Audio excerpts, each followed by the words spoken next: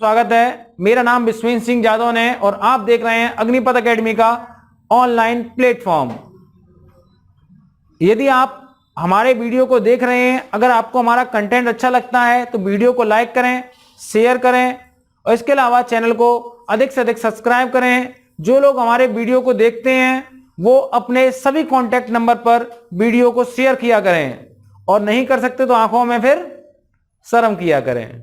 ठीक है, तो अब हम जो उपस्थित हैं इस समय वह भारतीय राज्य व्यवस्था के सेशन में उपस्थित हैं।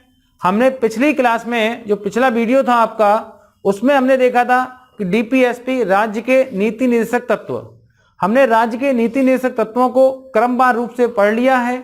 अब उसके कुछ अन्य पहलुओं को समझेंगे और उनको पढ़ेंगे।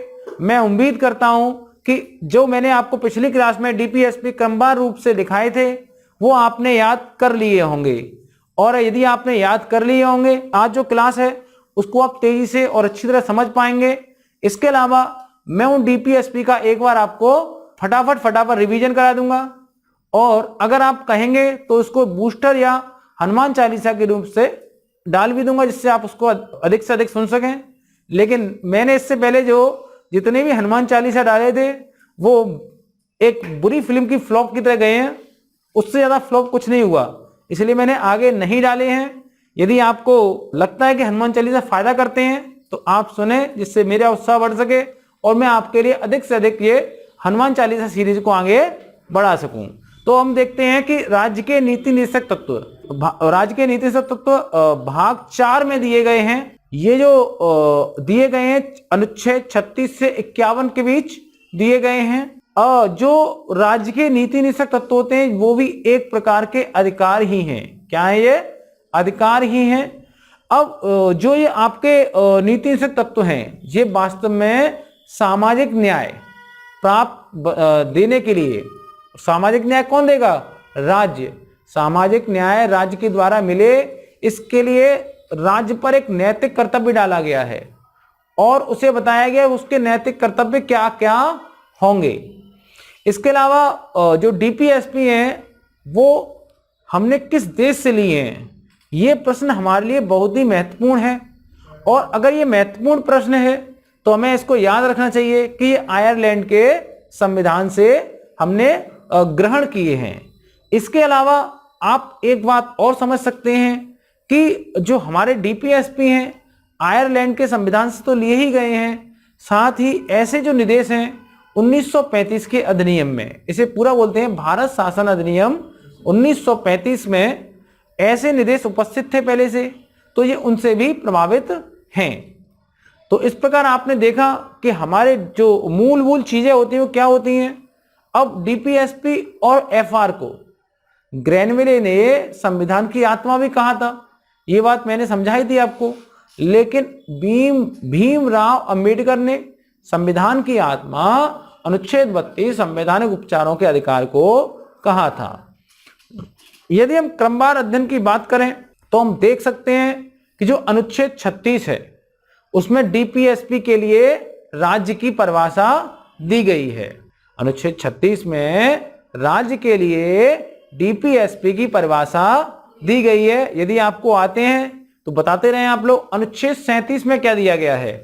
इस भाग में दिए गए जो अधिकार हैं वह न्यायालय द्वारा प्रवर्तनीय नहीं होंगे, लेकिन राज्य का यह कर्तव्य होगा कि वह इन्हें प्राप्त करने के लिए, इन्हें देने के लिए प्रयास करेगा, अर्थात उस पर नैतिक कर्तव्य डाला गया है। अब है अनुच्छेद 38। अनुच्छेद 38 के दो भाग हैं, 38(1) और 38(2). 38(1) में क्या है?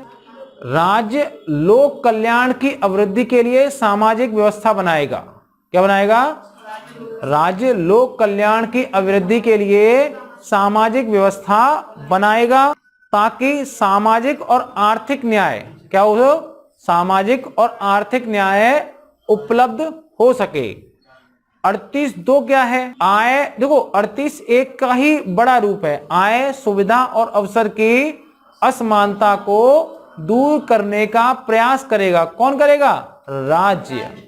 अब बात है 39। तो अनुच्छेद 39 में 6 अधिकार, कितने अधिकार दिए गए हैं? 6 अधिकार दिए गए हैं टोटल। उन 6 अधिकारों में पहला कौन सा है? पुरुषों और स्त्रियों को पर्याप्त आजीविका के साधन उपलब्ध कराना। 39 का बी क्या है? समाज के भौतिक संसाधनों का स्वामित्व और वितरण का केंद्रीकरण ना हो सके, किसी एक पर जाकर इकट्ठे ना हो जाएं। अब सी क्या है? अर्थव्यवस्था में धन उत्पादन का अहितकारी केंद्रीकरण ना हो। अब डी क्या है? पुरुष और स्त्रियों के कार्य के लिए समान कार्य के लिए समान वेतन। अब डी हो गया। ई क्या है? बच्चों, स्त्रियों और पुरुषों को क्या है? प्रतिकूल रोजगार में जाने से रोकना। अब एफ क्या है? बच्चों को गरिमा के साथ विकास का अवसर देना और शोषण से बचाना। अब देखते हैं 39 का समान न्याय एवं निशुल्क विधिक सहायता। 39 का में अब आता है 40 में क्या है? ग्राम पंचायतों का गठन। 41 में क्या है? कुछ दिशाओं में काम, सहायता और शिक्षा पाने का अधिकार। 42 में क्या है भाई? 42 में क्या है? काम की न्याय संगत और उचित दशाएं देना। भाई दूसरा क्या है? प्रसूति सहायता देना। 43 में क्या है? 43 में क्या किया गया है? जो कर्मकार हैं, कार्य करने वाले हैं, उनकी सुविधाओं का ध्यान रखा गया है, चाहे वो किसी प्रकार की सुविधाएं हो, चाहे उनके वेतन की संबंधित सुविधाएं हो, चाहे उनके काम करने के ढंग की संबंधित सुविधाएं हो। अब 43 का में क्या है? अब क्या है? उद्योगों के प्रबंधन में कर्मकारों के भाग लेने का अधिकार दिया गया है। राज्य इस बात का ध्यान रखेगा जो उद्योग खोले गए हैं उनमें कर्मकारों के जो उसको प्रबंधन हो रहा है उसमें कर्मकार मतलब कार्य करने वाली भाग ले सकें। 43 खा में क्या है? सहकारी समितियां। अब 44 में क्या है? 44 में है समान सिविल संहिता।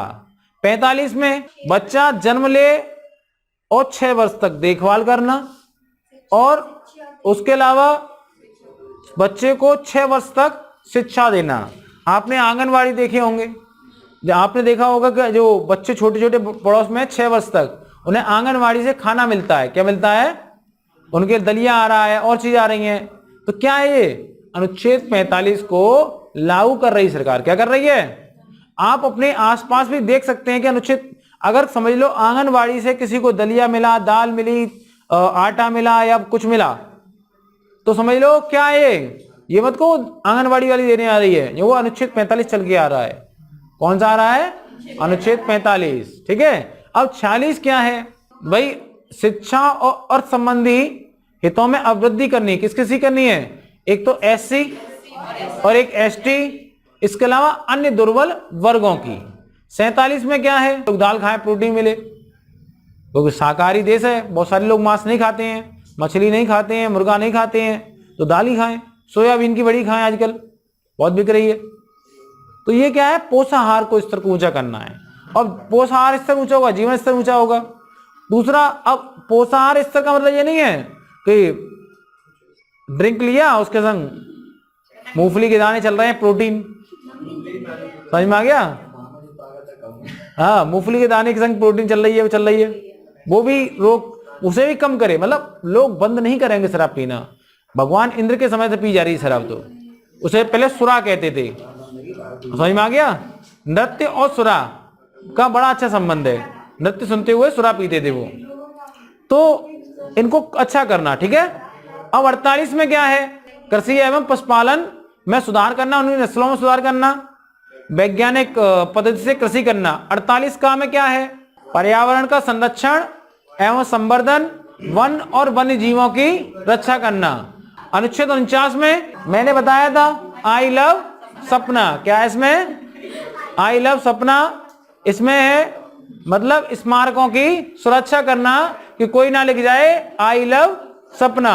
50 में क्या है? 50-50। क्या है इसमें? 50-50 खाओ और मजे उड़ाओ। ठीक है। कार्यपालिका का न्यायपालिका से पृथक्करण। 51 में क्या है? बकलोली है। क्या है? बकलोली, कि भैया यूक्रेन और रूस का युद्ध कैसे बंद कर सकते हैं। समझ में आ गया? ये है अंतरराष्ट्रीय शांति और सुरक्षा की अभिवृद्धि करना। ये आपके हमने कराए, और अगर आप कहेंगे तो इसको हम हनुमान चालीसा में लगातार देते रहेंगे वीडियो में। क्या देने चाहिए आपको? तो मैं हूं ना सीरीज में सबसे पहले आपको 5 मिनट का, जब हमने एक बार क्रमवार रूप से डीपीएसपी को पढ़ लिया, तो अब हम ये देखेंगे कि भैया क्या निदेशक तत्वों का डीपीएसपी का कोई वर्गीकरण किया गया है? तो मैं आपको बता दूं, निदेशक तत्वों या डीपीएसपी का कोई वर्गीकरण नहीं किया गया है, लेकिन हमने अपने पढ़ने की सुविधा की दृष्टि से इनको वर्गीकृत कर दिया है कि ये समाजवादी हैं, या ये गांधीवादी हैं, ये उदार बौद्धिक हैं या उदारवादी हैं। अब इनको हमने अपने अनुसार बांटा है क्योंकि इनकी विशेषताओं के आधार पर। अगर हम देखें तो समाजवादी कौन कौन से हैं? देखिए अनुच्छेद 38, अनुच्छेद 38 क्या कहता है? अनुच्छेद 38 कहता है कि देखो समाजवाद में मतलब क्या, जो कमजोर वर्ग को सहारा दे, वो है समाजवाद। क्या है? तो आय अवसर की सुविधा और आय सुविधा और अवसर की असमानता को समाप्त करना। तो ये क्या है? गरीब लोगों को सहारा देना है। अमीरों को क्या दिक्कत है? असमानता खत्म हो या ना हो, उन्हें कोई फर्क नहीं पड़ता। इसके अलावा क्या क्या है? लोक कल्याण की अभिवृद्धि के लिए सामाजिक व्यवस्था कौन बनाएगा? राज्य बनाएगा। कौन बनाएगा? राज्य बनाएगा। इसके अलावा एक अनुच्छेद है 39। अनुच्छेद 39 में क्या कहा गया है? अनुच्छेद 39 में भी समानता प्राप्त करने की कोशिश की गई है। इसमें 6 अधिकार दिए हैं, पुरुष स्त्रियों में समानता। मैं आपको इसलिए कह रहा था कि अगर आपको अनुच्छेद एक बार याद होंगे तो आप ये समझ पाएंगे कि 39 में क्या है। मैं यहां 39 लिखा के छोड़ दूं और आप भी नंबर लिख के छोड़ दो तो कोई मतलब नहीं है। पेपर में तो नंबर नहीं आएगा, पेपर में तो इसकी जो विशेषता वो आएगी। बताओ ये डीपीएसपी गांधीवादी है या नहीं है? आपका फिर गांधीवाद निकल जाएगा। समझ में आ गई बात नहीं की? तो उसमें 6 अधिकार दिए गए हैं, जैसे आजीविका की समानता होगी पुरुषों में, वेतन की समानता होगी, बच्चों का संरक्षण किया जाएगा, श्रमिकों का संरक्षण किया जाए, चाहे श्रमिक पुरुष हो या महिला हो, अवैध कार्य जो स्वास्थ्य के विरुद्ध कार्य होंगे उनमें नहीं लगाया जाएगा। यही तो कहा गया इनमें। मतलब कुल मिलाकर जो गरीब लोग हैं, कमजोर लोग हैं, उनकी क्या की गई है? सुरक्षा के प्रावधान किए गए हैं। क्या किए गए हैं? सुरक्षा के प्रावधान किए गए हैं। समाजवाद को लाने की कोशिश की गई है। क्या की गई है? समाजवाद को लाने की कोशिश की गई है। अब है एक अनुच्छेद और है 39A। इसमें क्या कहा गया है? समान न्याय और निःशुल्क विधिक सहायता किसे? टाटा को प्राप्त होगी। टाटा क्यों चाहेगा? कौन प्राप्त करना चाहेगा? गरीब जनता। तो जब गरीब जनता प्राप्त करेगी तो क्या है? समाजवाद। क्या है वो? समाजवाद है। टाटा भैया को जरूरत नहीं है, अंबानी भैया को जरूरत इसकी नहीं है। गरीब जरूरत किसी है? तुम्हारे मास्टर साहब को जरूरत है। समझ में आ गया? गरीब वही है। तो 39A, ठीक है। आप तो सरकारी नौकरी की तैयारी कर रहे हैं, कल तो आप देवता बन जाएंगे। मैं कहता हूं सरकारी नौकरी प्राप्त करने वाले क्या होते हैं? देवता होते हैं। कौन होते हैं? देवता। तो 39A में क्या? समान न्याय और निःशुल्क विधिक सहायता का प्रावधान किया गया है। इसका 41 में क्या है? 41 है, 42 भी है। क्या है? 42 है। अनुच्छेद 41 में क्या है? 42 में क्या है? 43 में क्या है? 43 का में क्या है? और 47 में क्या है? ये अगर आपने अनुच्छेद याद नहीं किए हैं तो आपके संग एक समस्या तो है कि आपको समझ में नहीं आएंगे।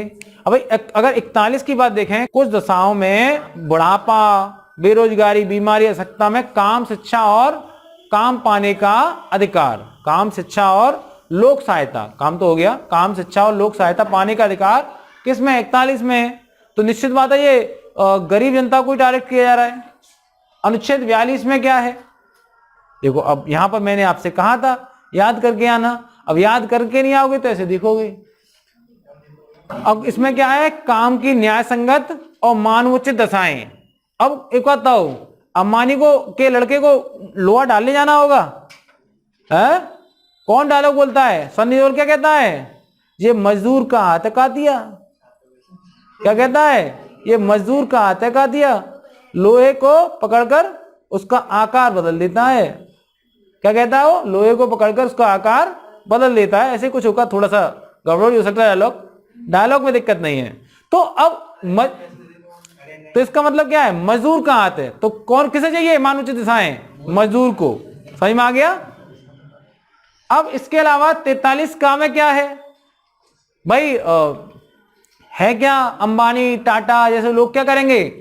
उद्योग धंधे खोल लेंगे। क्या खोल लेंगे? उद्योग धंधे खोल लेंगे। उद्योग धंधे खोलने के बाद क्या होगा?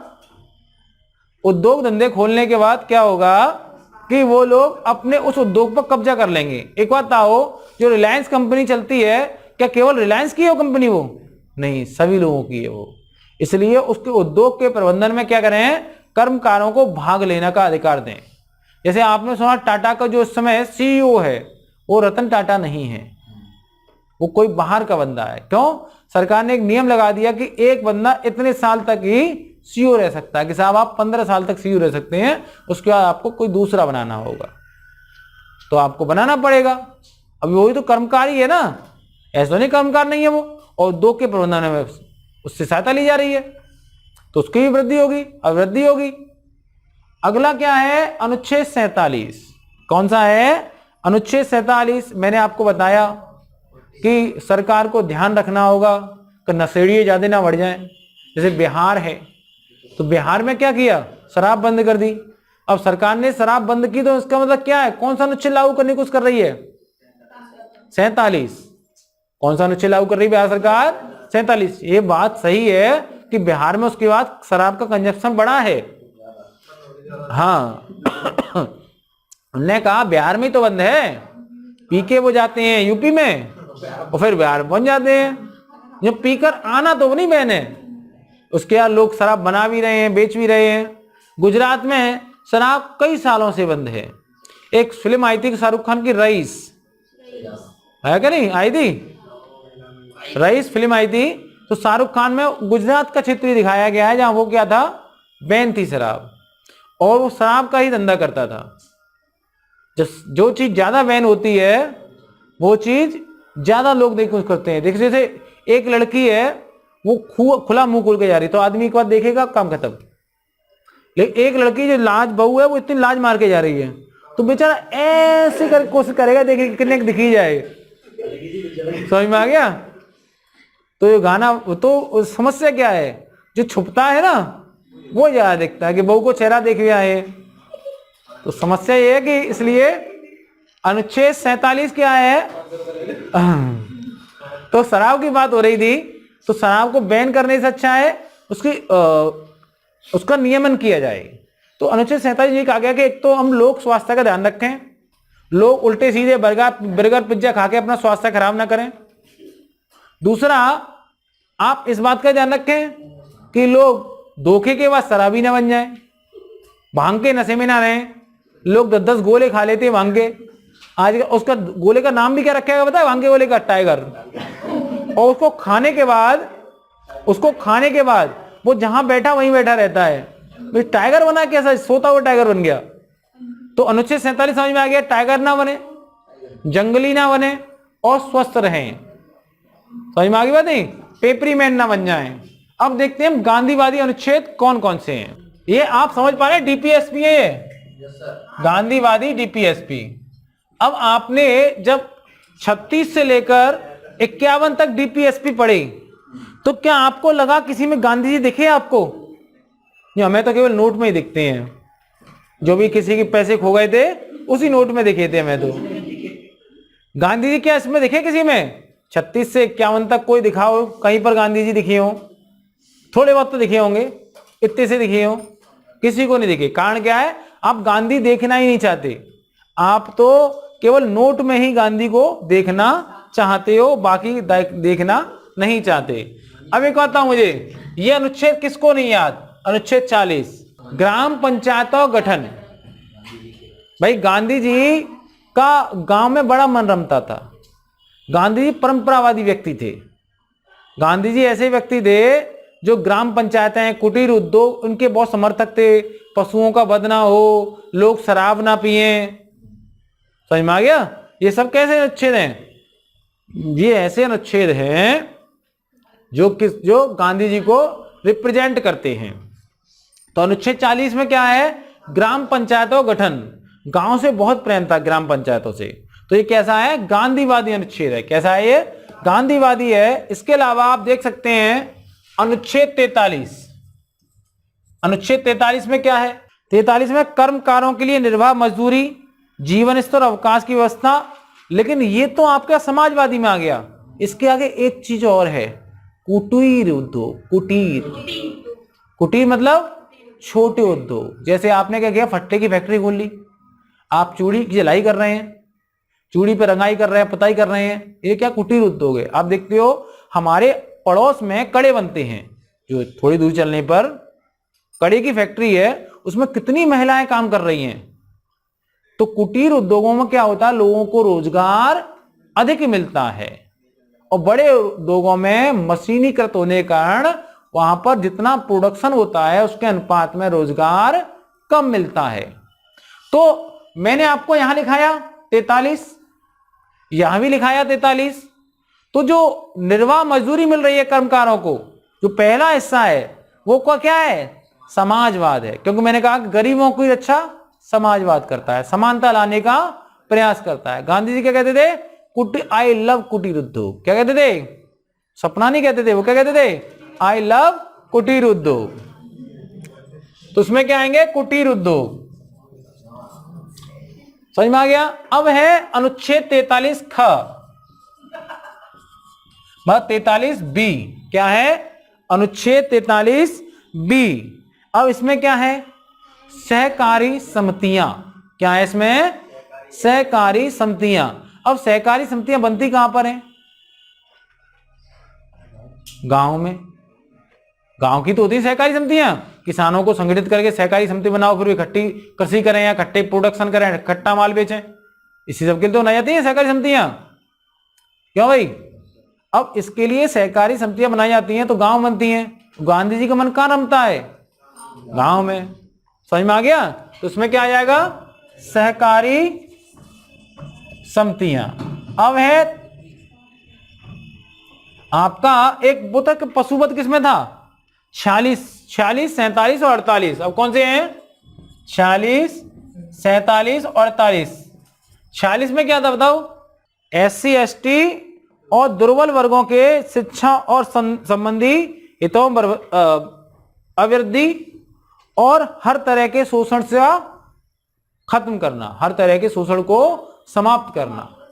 तो जो गांधी जी हैं उन्होंने हरिजनों के लिए हरिजनोत्थान का कार्य किया, बहुत प्रयास किया था। ऐसा नहीं अम्बेडकर इतने प्रयास नहीं किया, लेकिन वो चाहते थे कि SC ST जिस स्थिति में रहते हैं उस स्थिति में ना रहें, उनको अर्थ और शिक्षा संबंधी अधिकार मिले और हर प्रकार के शोषण से उन्हें मुक्ति मिले। अब अनुच्छेद 47 में क्या है? अब अनुच्छेद 47 में क्या है? शराब। गांधी जी को शराब पसंद नहीं थी। हाँ, अब पता पीते नहीं पीते ये पता मेरे को, लेकिन उन्हें शराब पसंद नहीं थी। वो चाहते थे कि नशा खत्म हो जाए, लोग दारू पीकर, भांग पीकर, ड्रग्स पीकर ना मरें। तो वो चाहते थे कि मद का निषेध हो। किसका निषेध हो? मद का निषेध हो। कि मद में आदमी मद में नहीं रहता, समझ में आ गया? मद मस्त हो जाता है वो। और वो किस नाले में गिरा? कभी मैं इधर चला, कभी मैं उधर चला, फिर मैं उस नाले में चला, कभी मैं उस नाले में चला। आपने देखा हो शराबी लोग सड़क पे डले, तो ऐसी स्थिति देखी होगी गांधी जी ने कभी? हो सकता है जवानी में, मैं कह नहीं सकता, जानकारी नहीं है, पी भी हो, क्योंकि अनुभव बड़ा अच्छा होता है किसी चीज का। जब हम अनुभव कर लेते हैं तो समझ में आता है कि ये चीज खराब है। तो अब क्या है? अनुच्छेद 48। अनुच्छेद 48 में क्या है? गांधी जी का मन कहाँ रमता है? गांव में। और गांव में क्या होती है? और क्या होता है? तो कृषि होती है और पशुपालन होता है। गांधी जी कैसे इंसान है? अहिंसावादी। बढ़िया है, बढ़िया है। अहिंसावादी है, हिंसावादी। आपने आधा क्वेश्चन सुन पाया। एक नंबर आदमी है, लेकिन अहिंसावादी, हिंसावादी। अहिंसावादी, तो पशुओं को मारा जाए तो विरोध करेंगे वो। तो 48 में क्या कहा गया है? पशुओं का वध ना हो। समझ में आ गया? कृषि और पशुपालन को बढ़ावा मिले, ये तो है इसमें। तो कृषि पशुपालन को बढ़ावा मिले और पशुओं का वध ना हो, और जो दुधारू पशु हैं उनकी नस्लों को बदला जाए, मतलब उनकी नस्लों को उच्च किया जाए। तो गांधीवादी से मिलता है बिल्कुल। तो गांधी जी हुए आपके समाप्त, मतलब गांधीवादी डीपीएसपी समाप्त। वैसे तो गांधी जी हमारे दिलों में जिंदा हैं और बसते हैं। अब देखते हैं उदार या बौद्धिक उदारवादी। उदार या बौद्धिक उदारवादी। देखते हैं हम उदारवादी या बौद्धिक उदारवादी। तो उदारवादी में क्या है? एक तो अनुच्छेद 44 आता है, ये पेपर में पूछे जाएंगे, और पूछे जाएंगे तो इनकी विशेषताओं के साथ आएगा। तो आपको बताना हो कौन सा उदारवादी है, कौन सा गांधीवादी, कौन सा वो है। और छोटी छोटी परीक्षाओं पूछे जाते हैं। आप ये ना कहें कि सिविल में पूछे जाते हैं, में कोई परीक्षा समय पूछे जाते हैं। तो अनुच्छेद 44 में क्या है? समान सिविल संहिता। क्या दी है? समान सिविल संहिता का मतलब क्या होता है? सभी के लिए सिविल कानून एक जैसे हों। सिविल कानून मतलब विवाह के, तलाक के, ये कानून एक जैसे हों। विवाह संबंधी कानून सबके एक जैसे हों। हिंदुओं को तरसाया और मुसलमानों पर फूल बरसाया ना जाए। ठीक है, अब आप समझ सकते हैं मैंने इशारा किधर किया है। अब है अनुच्छेद 45। अनुच्छेद 45 में क्या है? 0 से 6 वर्ष के बच्चों की देखभाल करना। जो आप आंगनवाड़ी देखते हो, हम चले स्कूल पाठशाला लेकर, वो वाला। और दूसरा उनको शिक्षा देना। शिक्षा तो नालों को क्या मिलेगी, छोटे छोटे होते हैं, लेकिन देना फिर भी दो भाई। बच्चे भगवान नहीं होते, छोटे बच्चे होते हैं। हमने इसलिए कह दिया भगवान का रूप होते हैं कि भाई छोटे होते हैं इसलिए, लेकिन वास्तव में वो शैतान का ही रूप होते हैं। तुम्हारे मुंह पर मना कर देंगे मैं नहीं दे रहा, तुम संकोच कर जाओगी। हाँ, तुम्हारी गोदियां तुम्हें थप्पड़ मार के चले जाएं। तो अब आप कौन सा भगवान ऐसा करता है? भगवान से लोग मांगने जाते हैं, भगवान ऐसा कहता मैं नहीं दे रहा, मेरी टॉफी है। खुट सियाने मतलबी, समझ में आ गया? छोटे बच्चों की क्वालिटी। लेकिन वो शकल से इतने मासूम होते हैं कि आदमी का हृदय विभोर हो जाता है। वो कितना प्यारा मासूम सा बच्चा है बहुत सियाना। वो अपने आप को टॉफी, आपने ही टॉफी दी खरीदवा के, अब वो आपको छूने ही दे, और आपने खोला तो उसका चालू लाउड स्पीकर, और आपने टॉफी, देखो सियाना कितना है, टॉफी हाथ में रखी, लाउड स्पीकर बंद। अबे रोना है तो थोड़े तो रो, चुप करना पड़े, फौरन बंद, एक मिनट में चालू, 1 मिनट में बंद। तो बताओ, ऐसा बच्चा, जो छोटे बच्चे होते हैं वो क्या होते हैं? भगवान का रूप है? शैतान भी पाजी है उनके आगे। खुट सियाने लोग होते हैं, खुट सियाने बच्चे, लेकिन मासूम से होते हैं बेचारे। मन हो ना तो एकदम ओ, और भाई साहब मन ना हो तो तुम्हें पहचाने नहीं, हाथ नहीं लगाने, धट। तो ये क्या है? प्यारा मत समझा करो ने। 48 क्या है बताओ? देखिए, जो वदन है वो गांधीवादी है, जो वैज्ञानिक पद्धति है पशुपालन की, कृषि की, वो उदारवादी है। तो क्या है इसमें? कृषि और पशुपालन की क्या है? वैज्ञानिक पद्धति की। जो वैज्ञानिक पद्धति है वो किसमें है? उदारवादी मानी जाती है। ये बहुत, हाँ। और जो आपका वध है, वध नहीं करेंगे आप, वो किसमें माना जाएगा? गांधीवादी माना जाएगा। ठीक है। और कृषि पशुपालन तो आता ही है गांधीवादी में, लेकिन विशेषकर वध ना करना आता है। अब 48 का में क्या है? पर्यावरण का संरक्षण करना, वन और वन्य जीवों की रक्षा करना। ये किसमें आएगा भाई? ये नहीं है कि पर्यावरण का संरक्षण का मतलब मैं खेत में खाद लगाया हूं, उसे संरक्षण नहीं कहते हैं। वो बंद है, सरकार ने बंद कर रखी है। सरकार ने एक मुहिम चलाई, दरवाजा बंद करो अभियान। मतलब पहले तो आप शौचालय बनवाओ, फिर उसमें बैठने के लिए एक अभियान चलाओ। सोच रहे हो आप क्या हाल है? लोग अंदर जाना ही नहीं चाहते। लोगों को मैंने देखा है, घर में टॉयलेट है लेकिन बाहर खड़े हो करेंगे खड़ी गली में, विशेषकर मर्दों में बड़ा खुले में करने की आदत है भाई। तो सभी लोग दरवाजा बंद करो अभियान का पालन करें, ठीक है। गांव में तो बहुत विशेषकर ऐसी आदतें हैं, लोग अभी भी जाते होंगे खाद बढ़ाने के लिए कि एकदम फसल अच्छी होगी, हमारी से ही हुई है, हमने स्वयं खाद दी थी इसमें, है। तो ऐसा ना करें। 48 का पर्यावरण का संरक्षण करें, पेड़ पौधे ना काटें और वन और वन्य जीवों की रक्षा करें। वन और वन्य जीवों की रक्षा करनी है, मच्छर की नहीं, मच्छर को मार सकते हैं आप लोग, तो गुनाना पाटेकर ने कहा है एक मच्छर। आगे ना बताएं क्योंकि वो गलत टिप्पणी होगी। अनुच्छेद 50 और अनुच्छेद 51। अनुच्छेद 50 में क्या है? 50-50। समझ में आ गया? एक ऐड आता था 50-50 बिस्कुट भी आता है, 50-50 भी आता है। आप शायद उस जमाने की नहीं है जब 50-50 आता था, हो सकता है आप नए जमाने की हो। मम्मी से पूछें, आपकी मम्मी खाती होंगी 50-50। हाँ, 20-20 अलग आता है, 50-50 अलग आता है। नमकीन बिस्कुट आता है, ये CNC आता है ना, वैसे ही आता है 50-50, ठीक है। 50-50 बिस्कुट है। तो न्यायपालिका का कार्यपालिका से पृथककरण। और 51 में क्या है? बकलोल बातें कि अंतरराष्ट्रीय शांति कैसे होनी चाहिए, अंतरराष्ट्रीय युद्ध कैसा होना चाहिए। ओहो, रूस और यूक्रेन का युद्ध कैसे समाप्त हो सकता है? बस समझ में आ गई बात, नहीं आ गई? तो ये क्या है? अंतरराष्ट्रीय शांति और सुरक्षा की बात करना 51 में है। तो आपने सीखे निर्देश तत्वों को समाजवादी और गांधीवादी, उदार या बौद्धिक उदारवादी में बांटा गया है। अब हम देखेंगे कि विभिन्न संविधान संशोधनों के द्वारा कौन कौन से नीति निर्देशक तत्वों को जोड़ा गया। अब हम देखेंगे DPSP में किए गए संशोधन। मैं आपसे उससे पहले एक क्वेश्चन पूछूंगा, क्योंकि मैं हूं ना सीरीज में, ये कई बार क्वेश्चन करा चुका हूं कि कौन से वे संविधान संशोधन को लघु संविधान का दर्जा दिया गया है। कौन से वे संविधान संशोधन को लघु संविधान का दर्जा दिया गया है। कौन बताएगा मेरे को? हाँ बताएं, हाँ जी, कमेंट करके ही बताएं। 42वां संविधान संशोधन, 42वां संविधान संशोधन 1976। इसको कहा गया लघु संविधान। क्या कहा गया? लघु संविधान।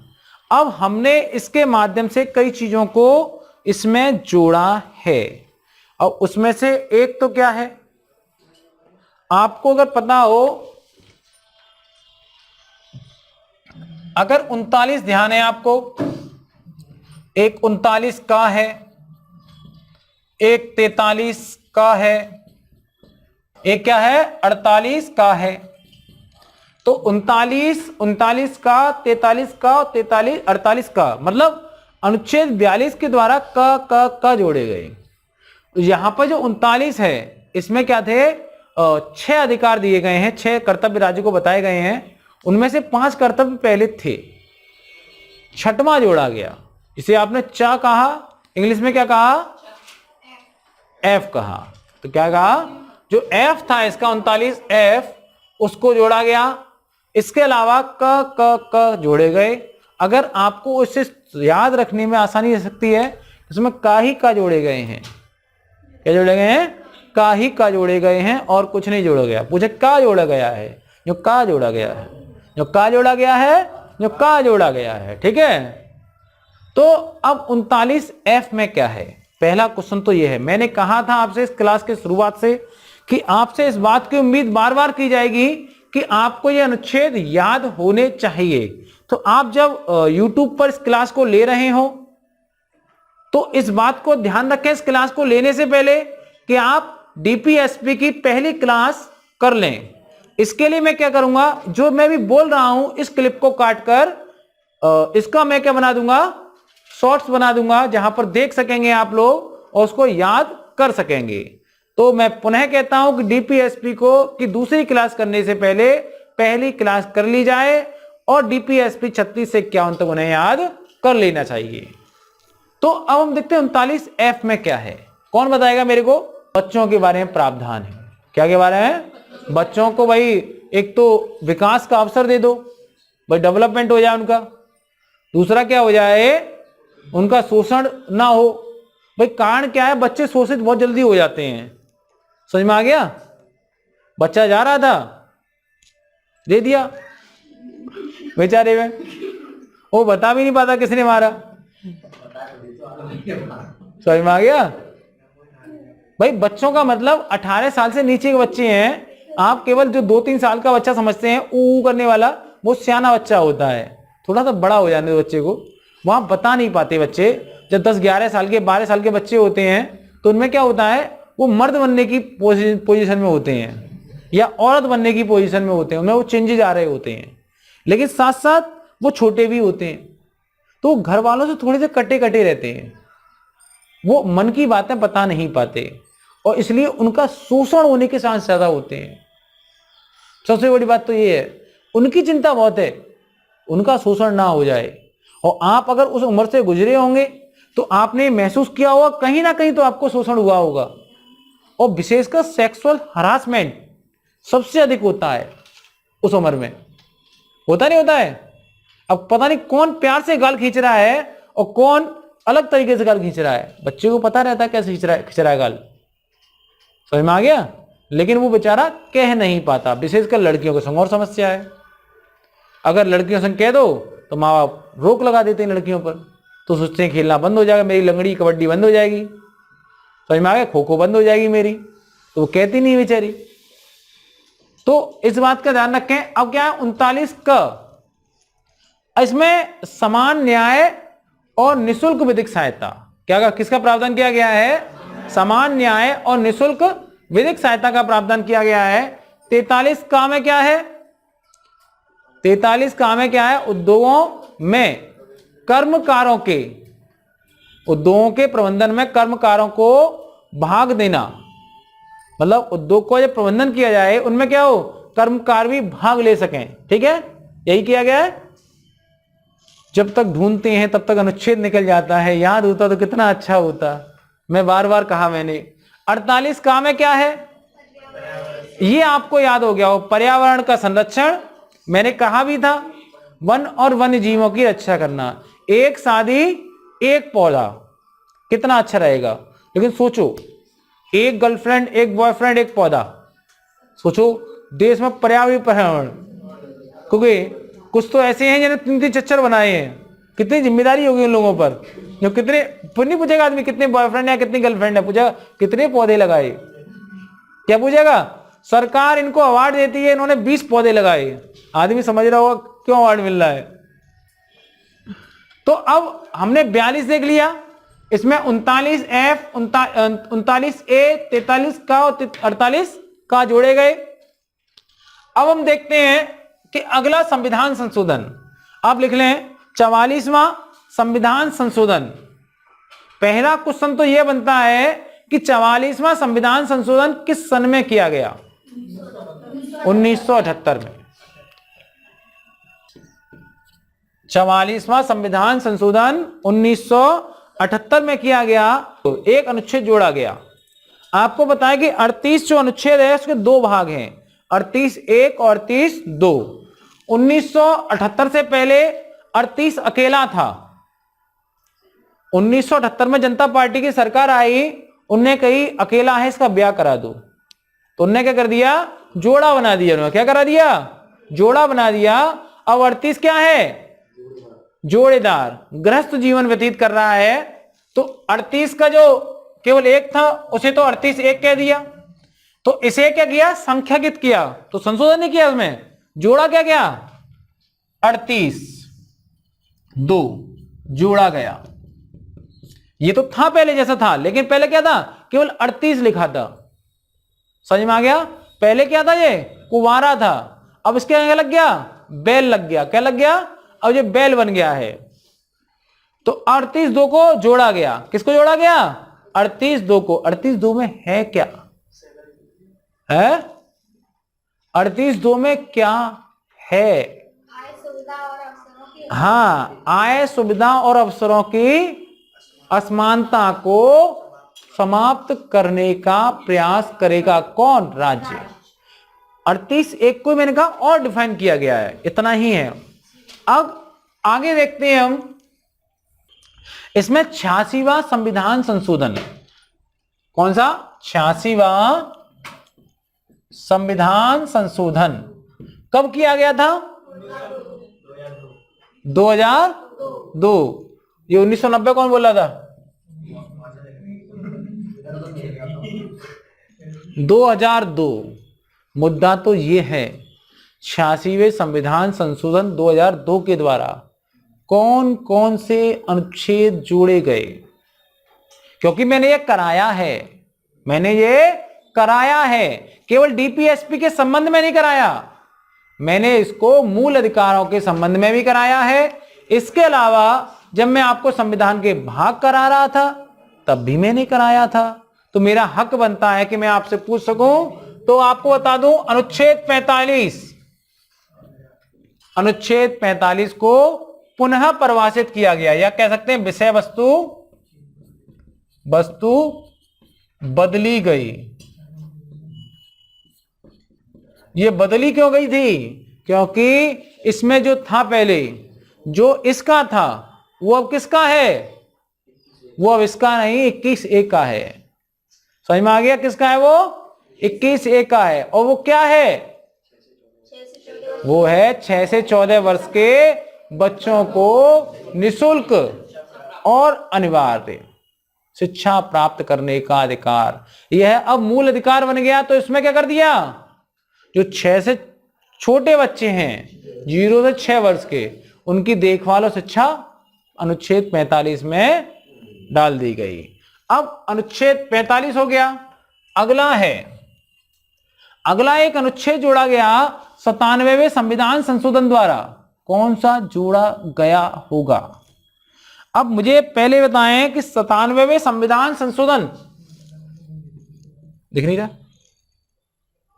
97वां सीए 2000 कितने में हुआ था? 12 में।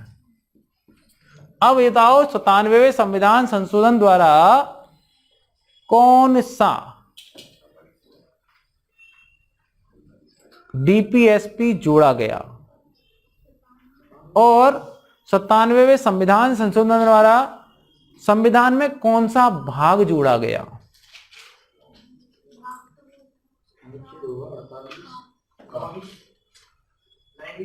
नाइन बी सहकारी समितियां। अच्छा, 97वें संविधान संशोधन के द्वारा मूल अधिकारों में कौन से अनुच्छेद में कुछ फेरबदल किया गया?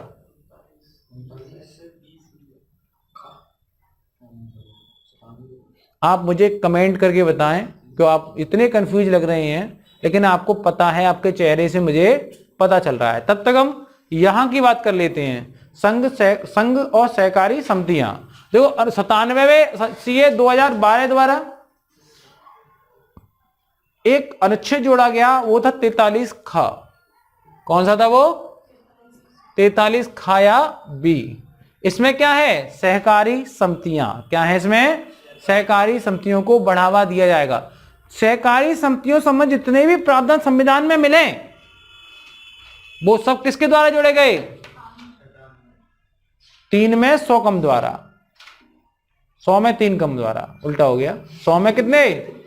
3 कम द्वारा। ठीक है, इसके द्वारा जोड़े गए सारे प्रावधान। तो हमने देख लिया डीपीएसपी में किए गए संशोधन। एक तो 42वें संविधान संशोधन द्वारा 1976 के द्वारा 39F, 39 का ए और 43A और 48A जोड़े गए। 44वें संविधान संशोधन 1978 के द्वारा 38A को संख्यायित किया गया और 38(2) को जोड़ा गया। 86वें संविधान संशोधन 2002 द्वारा 45 की विषय वस्तु बदली गई और 97वें संविधान संशोधन 2012 के द्वारा 43 खा में सहकारी समितियों को जोड़ा गया। अब हम देखेंगे भाग 4 के अलावा अन्य स्थानों पर दिए गए डीपीएसपी। मतलब इनका सीधा सा मतलब है, क्या संविधान में कोई ऐसे अन्य अनुच्छेद भी हैं जिन्हें डीपीएसपी का दर्जा हम दे सकते हैं, या न्यायालय ने जिन्हें डीपीएसपी के बराबर महत्व दिया हो। तो ऐसे 3 अनुच्छेद मिलते हैं हमें। 335 जो भाग 16 में है, 350 का जो भाग 17 में है, और 351। अब 350 जो है भाग 16 में, इसमें क्या कहा गया है, SC ST के दावे, क्या कहा गया है, SC सेवाओं के लिए SC ST के दावे। अनुच्छेद 335 में कहा गया है कि सेवाओं के लिए SC ST के दावे। लेकिन इसमें एक बात और कही गई है कि SC ST को इतना आरक्षण ना दे दिया जाए कि जिससे कार्य क्षमता प्रतिकूल रूप से प्रभावित हो। मतलब आरक्षण के आधार पर इतने लोग सेलेक्ट ना हो जाएं कि क्या वो कार्य करने में परेशानी होने लगे। तो कार्य क्षमता का हमें क्या रखना होगा, ध्यान रखना होगा, प्रशासन की दक्षता का ध्यान रखना होगा। तो सेवाओं के लिए SC ST के दावे, इसलिए आपने जब मूल अधिकार पढ़ रहे थे तो न्यायालय ने एक आरक्षण पर सीमा लागू की है 50% की। क्या लागू की है, 50% की सीमा लागू की है। इसका सीधा सा कारण एक ही है कि आरक्षण 50% से अधिक होगा तो प्रशासन की दक्षता प्रतिकूल रूप से प्रभावित होगी, कमी आएगी। समझ में आ गया। फिर ऐसे पुलिस वाले होंगे, ऐसे अधिकारी बनेंगे कि एक महिला और उसकी पुत्री अब उनके सामने आग लगा रही हैं और वो उसका मकान तोड़ने गए हैं, किसी ने सुना ही नहीं, वो आग लगा रही है, किसी ने रोका ही नहीं उन्हें, लगा लो आग। तो ऐसे क्या होंगे, जो दक्षता कम है भाई, उनमें आप अधिकारी हैं, आप में इतनी विवेक नहीं है कि ये मर गई तो क्या होगा, ये जल गई तो क्या होगा। उनके सामने जल गई महिला, अब उनके सामने अगर ये कोई महिला जल गई तो हमें इस बात का ध्यान रखा होगा कि आरक्षण के आधार पर इतने कमजोर लोग ना आ जाएं, इतने बेईमान लोग ना आ जाएं, इतने करप्ट लोग ना आ जाएं जिससे प्रशासन की दक्षता प्रभावित होने लगे। ठीक है, आगे देखते हैं अनुच्छेद 350 का। 350 के काम में क्या है। अब जैसे हम हिंदी भाषी हैं, हिंदी भाषी बहुसंख्यक है, लेकिन कुछ भाषाई अल्पसंख्यक लोग होते हैं। कौन होते हैं, भाषाई अल्पसंख्यक। अब ये भाषाई अल्पसंख्यक होते हैं जब ये शुरुआत में शिक्षा प्राप्त करते हैं। जैसे आप लोग जब बड़े हुए होंगे तो आप कौन सी भाषा बोलते हैं, जो डोनाल्ड ट्रंप बोलता है वो, या आपके जो माँ बाप बोलते हैं वो, जो राधे श्याम बोलते हैं वही तो भाषा बोलते हैं। किसी के पापा का नाम राधे श्याम हो, किसी को कुछ और होगा, है, तो वही भाषा आप बोलते हैं। इसका सीधा सा मतलब है कि अगर आपको शिक्षा हम दे सकते हैं, शुरुआती शिक्षा कम से कम, तो किस भाषा में देनी होगी, आपकी मातृभाषा में दी गई होगी। तो कहा गया इसमें अनुच्छेद 350 का में कि भाषाई अल्पसंख्यकों को प्राथमिक शिक्षा, कौन शिक्षा, प्राथमिक शिक्षा उनकी मातृभाषा में दी जाए। और किसे आदेश देते हैं, राज्य और राज्य के प्राधिकारियों को।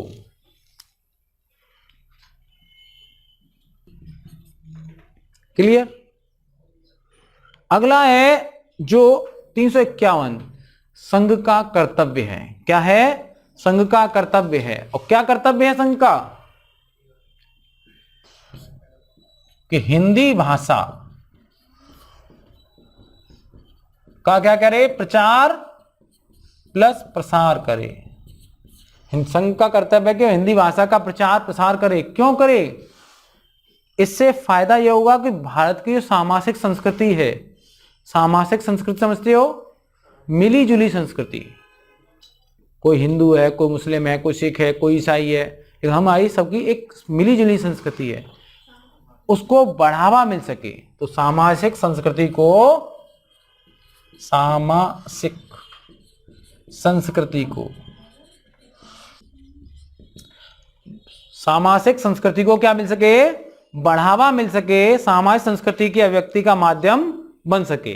मतलब अगर सोचो हम हिंदी पूरे देश में बोली जाने लगे, कम से कम विचारों के स्तर पर, तो तमिलनाडु का बंदा कोई जब इधर आएगा तो उसे दिक्कत होगी, कोई दिक्कत होती है भाई, इंग्लिश बोलता है वो, हम लोग इंग्लिश नहीं जानते तो मुझे नहीं बता पाते। वो कहता है स्ट्रेट फॉरवर्ड, वो स्ट्रेट फॉरवर्ड, जो हाँ भगवान तो ऊपर ही है, हम नहीं समझ पा रहे हैं। वो कह रहा राजकला माइंडेड है, जो इटली नहीं मिलती यहाँ पर, हम समझ रहे हैं कि इटली खाते हैं, कुछ और खाते ही नहीं है। बात समझ में आ गई नहीं आगे? कारण क्या, वो हिंदी नहीं जानता, अंग्रेजी नहीं जानते, तमिल तो बहुत बड़ी बात है। तो अब देखते हैं कि भाग 4 में अन्य डीपीएसपी कौन कौन से अनुच्छेद 335, भाग 16 सेवाओं के लिए एससी एसटी के दावे लेकिन प्रशासन की दक्षता में दक्षता से संगति होनी चाहिए।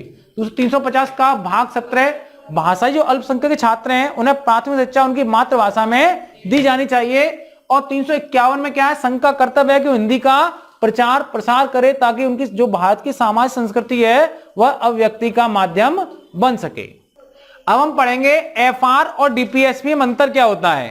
अगर हम एफआर का जो पहला अगर विशेषता देखें तो ये नकारात्मक होते हैं। एफआर को नकारात्मक क्यों कहा गया, क्योंकि ये राज्य पर प्रतिबंध लगाते हैं। क्या लगाते हैं, राज्य पर प्रतिबंध लगाते हैं कि क्या नहीं कर सकते आप, राज्य पर प्रतिबंध। मतलब होते तो ऐसे भी हैं जो राज्य को कुछ आदेश देते हैं करने को, लेकिन ज्यादातर कैसे होते हैं, राज्य पर प्रतिबंध लगाते हैं कि आप धर्म के आधार पर विभेद नहीं करोगे, आप जाति के आधार पर विभेद नहीं करोगे, आप स्त्री पुरुषों को अलग अलग नहीं समझोगे। कहते नहीं कहते हैं, ये सब कहते हैं। इसका मतलब क्या, प्रतिबंध लगाते हैं, लेकिन ये सकारात्मक होते हैं। क्यों, क्योंकि ये क्या करते हैं, राज्य का नैतिक कार्य क्या है, राज्य क्या करे ये बताते हैं। क्या बताते हैं, ये क्या करना चाहिए, क्या करना चाहिए। अब आप समझ सकते हैं आपके जीवन में कौन नकारात्मक है और कौन सकारात्मक है। जो आप पर प्रतिबंध लगाए कि ये मत करो वो मत करो, वो क्या है, नकारात्मक है। और जो कहे ये करो ये करो ये करो, वो कौन है, सकारात्मक है।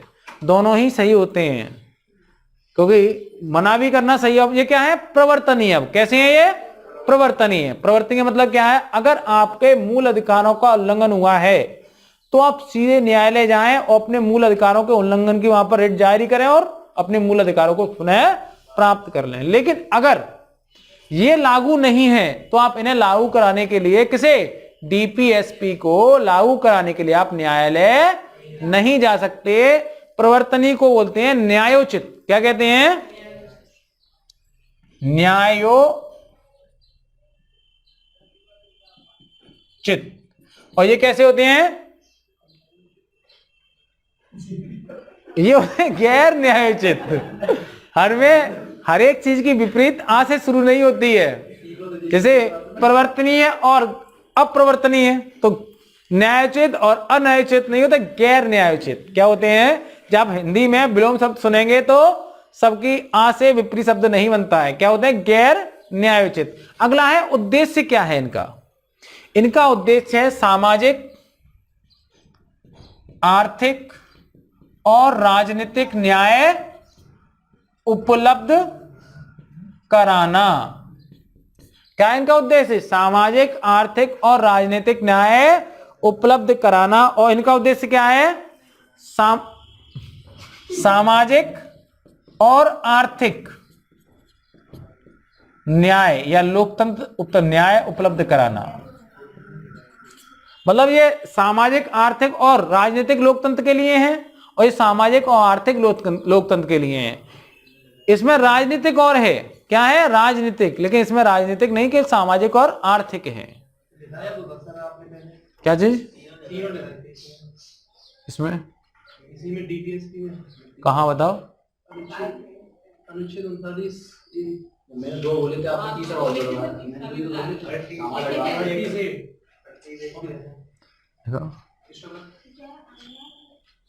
अब जो एफआर है वो वैयक्तिक होते हैं। कैसे होते हैं, वैयक्तिक, मतलब व्यक्तिगत कल्याण को प्रोत्साहन करते हैं। आपको बोलने का अधिकार है तो आपका व्यक्तिगत कल्याण है, समूह का कल्याण नहीं है। आप अपना कल्याण कर रहे हो, आपने ऐसा बोला कि सामने वाला धराशायी, अब वो आपके पीछे लट्टू बना बना घूम रहा है, ठीक है, कि बाबा की जय हो, बाबा की जय हो। समझ में आ गया नहीं आ गया। और ये कैसे हैं, सामूहिक है, ये समूह को प्राप्त होते हैं। किसको प्राप्त होते हैं, समूह को प्राप्त होते हैं। सामूहिक कल्याण की बात करते हैं, गरीबी को खत्म करना, बेरोजगारी खत्म करना, शिक्षा देना, ये सब क्या है, सामूहिक अधिकार है। बोलना, चुप रहना, ये कैसे हैं, व्यक्तिगत अधिकार है। हो सकता है कि एफआर में कुछ सामूहिक अधिकार हों, लेकिन अधिकतर कैसे हैं, व्यक्तिगत कल्याण को प्रोत्साहन देते हैं। सूक्ष्मदर्शी से नहीं देखेंगे, सरसरी निगाह से हम इन चीजों को देखेंगे। अगला है स्वतः लागू। एफआर स्वतः लागू होते हैं। कैसे होते हैं, स्वतः लागू हो जाते हैं। इनको अब बोलने का अधिकार है, क्या उसको लागू कराने को कानून बनाना पड़ा? नहीं। लेकिन जो डीपीएसपी हैं ये स्वतः लागू नहीं होते। इसका मतलब क्या है, सरकारों को कानून बनाने पड़ते हैं। न्यूनतम मजदूरी अधिनियम बनाया, क्यों बनाया? कारखाना अधिनियम बनाया, इनको लागू कराने के लिए। अब है एफआर का हनन होने पर कहां जाएंगे आप? न्यायालय जाएंगे और न्यायालय से आपको न्याय मिलेगा। इनका हनन हो तो, डीपीएसपी का हनन होगा तो कहीं नहीं जा सकते, क्यों? राज्य की इच्छा दे या ना दे। समझ में आ गया? ये है प्रसाद, ये है सैलरी। प्रसाद मिले तो अच्छी बात, नहीं मिले तो अच्छी बात। हरवंश राय बच्चन कह गए हैं, मन का हो तो अच्छा, ना हो तो और अच्छा। लेकिन ये आपका हक है, सैलरी है एक तरह से, ये आपको मिलेगी ही मिलेगी। सैलरी मिलती है, लेकिन प्रसाद आपको मिले या ना मिले ये तो चांस की बात है। अब एफआर जो है मूल अधिकार, उन पर क्या है? रीजनेबल रिस्ट्रिक्शन, युक्तियुक्त निर्बंधन लगाए गए हैं। तो भैया बोल तो सकते हो, लेकिन कुछ भी नहीं बोल सकते। पता चला कि आप माइक लेकर गांधी पार्क में खड़े होकर नरेंद्र मोदी की मम्मी को याद कर रहे हैं, स्वर्गवासी मम्मी को। कर सकते हैं ऐसा क्या? तो फिर क्या आएगा? डंडा आएगा। और इस पर क्या है, डीपीएसपी पर कोई निर्बंधन नहीं है, बस एक ही निर्बंधन है कि एफआर का उल्लंघन ना करें। क्या ना करें? एफआर का उल्लंघन ना करें। तो हम एक बार में देखते हैं एफआर क्या है, नकारात्मक होते हैं, राज्य पर प्रतिबंध लगाते हैं, वहीं पर डीपीएसपी सकारात्मक होते हैं, क्या करना चाहिए इसका आदेश देते हैं, नैतिक कर्तव्य बताते हैं। एफआर प्रवर्तनीय या न्यायोचित होते हैं, बल्कि डीपीएसपी अप्रवर्तनीय और गैर न्यायोचित होते हैं। एफआर का उद्देश्य सामाजिक, आर्थिक और राजनीतिक लोकतंत्र को उपलब्ध कराना है, वहीं पर सामाजिक डीपीएसपी का उद्देश्य सामाजिक और आर्थिक लोकतंत्र को उपलब्ध कराना है। एफआर व्यक्तिगत होते हैं, अर्थात व्यक्तिगत कल्याण को प्रोत्साहन देते हैं, वहीं पर डीपीएसपी सामूहिक होते हैं, अर्थात सामूहिक कल्याण को प्रोत्साहन देते हैं। एफआर स्वतः लागू हो सकते हैं, इनको लागू कराने के कोई कानून बनाना नहीं पड़ता है। वहीं डीपीएसपी स्वतः लागू नहीं हो सकते, न लागू कराने के लिए कानून बनाना पड़ता है। एफआर का हनन हो तो हम न्यायालय जा सकते हैं और एफआर को पुनः प्राप्त कर सकते हैं। डीपीएसपी के हनन होने पर हम न्यायालय नहीं जा सकते हैं। एफआर पर युक्तियुक्त निर्बंधन लगाए गए हैं, वहीं पर डीपीएसपी पर ऐसा कोई निर्बंधन नहीं है। कि इन पर एक ही निर्बंधन है कि अगर ये एफआर का उल्लंघन करते हैं तो इन्हें शून्य घोषित कर दिया जाएगा। तो इस प्रकार हमने डीपीएसपी का संपूर्ण अध्ययन किया। वैसे तो अध्ययन में बहुत कुछ भी होता है, लेकिन आपकी जो परीक्षाओं संबंधित है वह अध्ययन हो चुका है। इस प्रकार आपके डीपीएसपी अर्थात राज्य के नीति निदेशक तो समाप्त हो चुके हैं। हम आपको कल फिर पॉलिटी क्लास में मिलेंगे। अगली जब पॉलिटी क्लास में मिल रहे होंगे आपको, तो मूल कर्तव्यों को करा रहे होंगे। मूल कर्तव्यों के साथ साथ हम लोग भाग 5 में भी पहुंच चुके होंगे। तो आपका कोर्स तेजी से आगे बढ़ रहा है और आप भी गति बढ़ाएं अपनी पढ़ाई की और देखते रहें अग्निपथ एकेडमी का ऑनलाइन प्लेटफॉर्म। जय हिंद, जय भारत, वंदे मातरम।